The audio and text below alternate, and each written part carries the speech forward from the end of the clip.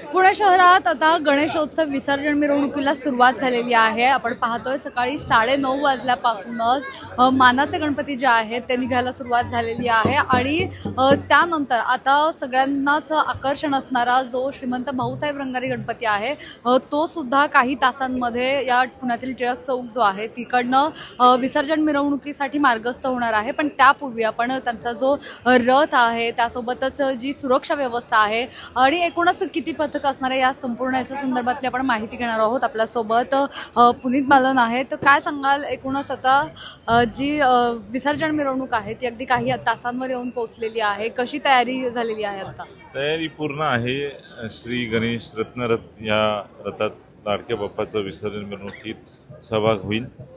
संध्याकाळी 6 वाजता तिलक पुतल्यापासून विसर्जन मिरवणुकीला आम्ही मार्गस्थ होऊ। 2 पथकं आहेत, रमणबाग आणि श्रीराम पथक, आणि बरोबर 4.5 तासात विसर्जन अलका चौक आम्ही क्रॉस करू आणि 11 सव्वा 11च्या सुमारास पांचलेश्वर घाटात विसर्जन करू।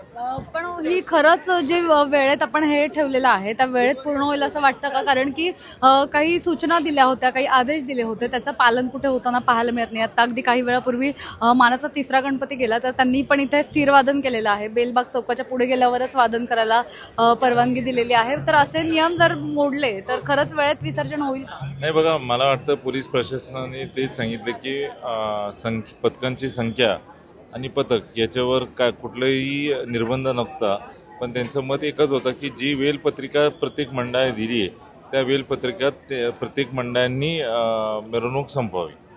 बरं, आपला रथ जो आहे तर त्या काय रथ बनवलेला आहे, काय थीम आहे रथाची? आपली रथ जी आहे ती श्री गणेश रत्नरथ आहे, फुलांचं आणि रत्नांचं रथ आहे, रोषणाई रथ आहे आणि त्याचं मुख्य आकर्षण ज्या रथात असणार आहे तो लाडका बाप्पा आहे। कारण एकमेव मूर्ती आहे पूर्ण भारतात आहे जी आपण नेहमी गणपतीची मूर्ती ही आशीर्वाद देणारी बघतो, ही एकमेव मूर्ती आहे जी आक्रमक स्वरूपात आहे आणि संध्याकाळी रोषणाईमध्ये हा रथ खूप अतिउत्तम चांगला दिसणार आहे आणि त्याच्यात थोडी कोल्ड पायरो आणि हे कॉम्बिनेशनमध्ये चांगलं विसर्जन मिरवणूक पार पाडेल।